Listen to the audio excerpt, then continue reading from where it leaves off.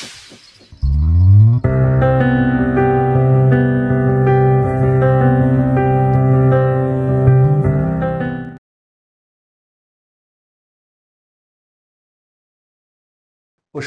ప్రేమించు కాపరి ఉషా కిరణాలు ఉదయకాలపు వాక్య ధ్యానంనకు మిమ్మల్ని ఆహ్వానిస్తున్నాం. ఉదయకాలమున ప్రభు మనతో మాట్లాడినట్లుగా ప్రార్థనాపూర్వకంగా సిద్ధపడదాం. మమ్మల్ని మిక్కిలిగా ప్రేమిస్తున్న పరలోకపు తండ్రి, ఈ ఉదయకాల సమయానికై వందనములు స్తోత్రములు చెల్లించుకుంటున్నాం. నీ కృపను బట్టి మాకు మరి యొక్క దినమును అనుగ్రహించి ఇలాగూ నీ వాక్యం వినుటకు మాకు ఇచ్చిన కృప కొరకు స్తోత్రములు చెల్లించుకుంటూ ఈ ఉదయకాలమున నీదు వాక్యము చేత మాతో మాట్లాడమని వినగలిగిన చెవిని, నీ వాక్యమును గ్రహించుకుండే మనస్సును మాకును అనుగ్రహించి నీ కృప చేత నడిపించమని యేసు పరిశుద్ధ నామమున అడిగి వేడుకుంటున్నాను పరమ తండ్రి, ఆమేన్. ఈ ఉదయకాలపు వాక్య భాగము ఫిలిప్పీలకు రాసిన పత్రిక 4వ అధ్యాయము 6వ వచనము మరియు 7వ వచనమును చదువుకుందాం.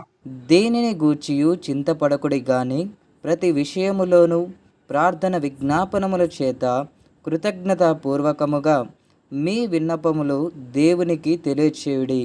అప్పుడు సమస్త జ్ఞానమునకు మించిన దేవుని సమాధానము యేసుక్రీస్తు వలన మీ హృదయములకును మీ తలంపులకును కావలియుండును.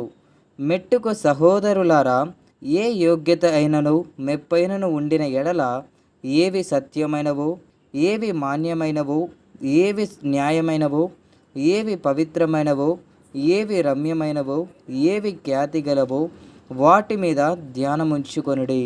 మరియు మీరు నా వలన ఏవి నేర్చుకొని అంగీకరించితిరో, నా యందున్నట్టుగా ఏవి వింటిరో, ఏవి చూచితిరో అట్టి వాటిని చెయ్యుడి. అప్పుడు సమాధానకర్తయగు దేవుడు మీకు తోడయుండును.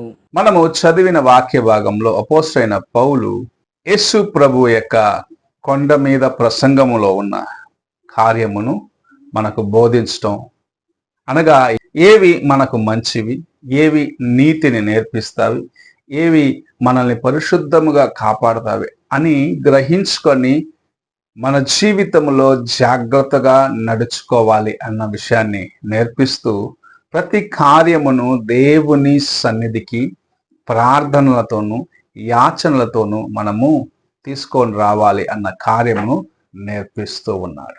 దేవుని సన్నిధిలో నీవు ప్రార్థించినప్పుడు దేవుని యొక్క కార్యము నీ జీవితంలో బయలుపరచబడుచున్నది. అనేకులు ఏం చేస్తారంటే తాము ఒక నిర్ణయం తీసుకున్న తర్వాత ఆ నిర్ణయాన్ని ప్రభువు చిత్తముగా మార్చేదానికి ప్రయత్నిస్తూ ఉంటారు. అయితే దేవుని చిత్తమును మొదటిగా తెలుసుకొని ఆ చిత్త ప్రకారము, అనగా దేవుని చిత్త ప్రకారము నీవు కార్యములను చేయటానికి ఆశ కలిగి ఉన్నట్లయితే ప్రభువు నిన్ను ఆశీర్వదించాలని ఎదురు చూస్తూ ఉన్నాడు. ఈ ఉదయకాలమున నీవు ఎలాంటి జీవితమును కలిగి ఉన్నావు? నీవు దేవుని సన్నిధికి వెళ్ళినప్పుడు కొన్ని కార్యములను తీర్మానము తీసుకొని ఇవి నీవు నాకు సంపూర్ణముగా చేయాలని దేవుని బలవంతము చేస్తున్నావా, లేక ప్రభువా నీ చిత్తమేమిటో నాకు తెలియపరచుము అని దేవుని సన్నిధిలో వేడుకుంటున్నావా అని మొదటిగా నీ హృదయాన్ని ప్రశ్నించుకోవాలి.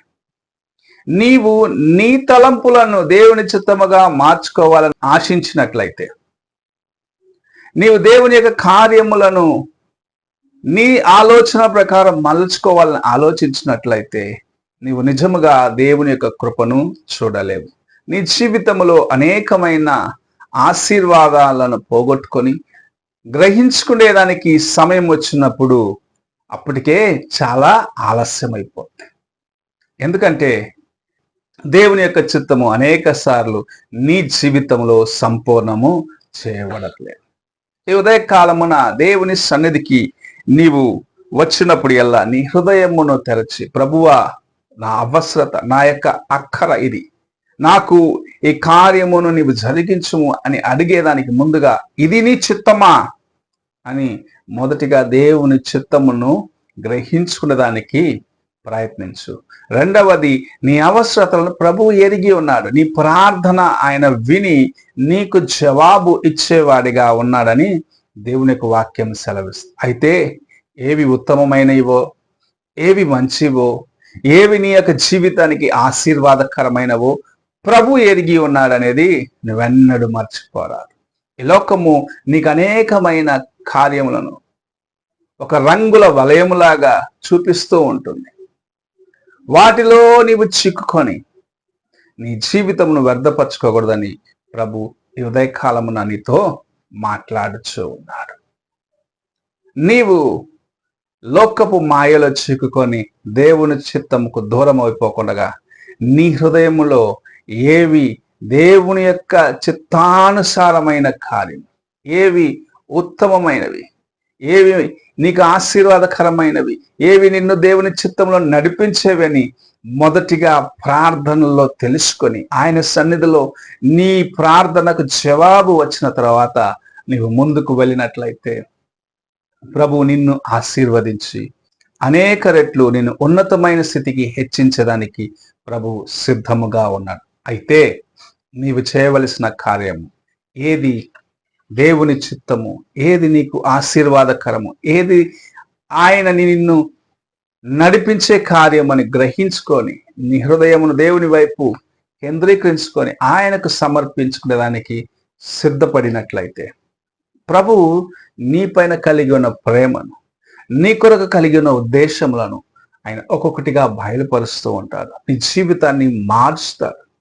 అంతవరకు నీవు ఎలాగున్నావో కానీ ఎప్పుడైతే దేవుని యొక్క చిత్తాన్ని గ్రహించుకొని ప్రార్థనల యాచనలతోటి ఏది నీకు అవసరమని తెలుసుకునేదానికి ఆశ కలిగి ఉంటావో నిజముగా నీ జీవితాన్ని ప్రభు నీవు ఊహించిన దానికన్నా అనేక రెట్లు మార్చి నేను అనేకుల ముందు సాక్ష్యముగా నిలబెడతాడు. అలాంటి జీవితము కోసము ఆశపడి దేవుని వైపు చూడాలని ప్రభు ఈ ఉదయకాలమున నీతో మాట్లాడుచూ ఉన్నాడు.